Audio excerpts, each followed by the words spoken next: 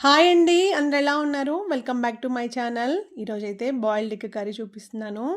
Pressure కుక్కర్‌లో ఒక 2 whistles పెడితే ఎగ్స్ అనేది బాయిల్ అయిపోతాయి. ఇంకా కర్రీ కోసం ఆనియన్స్ అనేది కొంచెం ఎక్కువగానే తీసుకున్నాను. ఇలా పొడుగ్గా అనేది చాప్ చేసి పెట్టేసుకున్నాను. అలాగే ఒక 5, 6 పచ్చిమిరపకాయలు కూడా కట్ చేసి పెట్టుకున్నాను.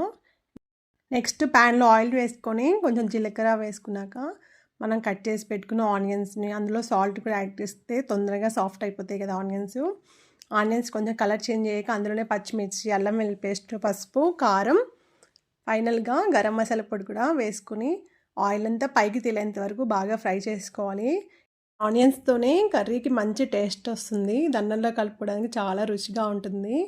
ఇంకా మనం బాయిల్ చేసుకున్న ఎగ్స్ని అయితే ఒకసారి ఫ్రై చేసుకోవాలి. దానికోసం ఇంకొక ప్యాన్లో కొంచెం ఆయిల్ వేసుకొని పసుపు, ఉప్పు, లైట్గా కారం, ధనియాల పొడి వేసుకొని ఇలా కొంచెం ఫ్రై అయ్యాక ఇందులో యాడ్ చేసుకొని ఫైనల్గా కొత్తిమీర, కరివేపాకుతో సర్వ్ చేసుకుంటే simple and tasty egg curry అనేది రెడీ అయిపోతుంది. ఓకేనా, మీరు కూడా ట్రై చేయండి. Thank you for watching. Bye bye.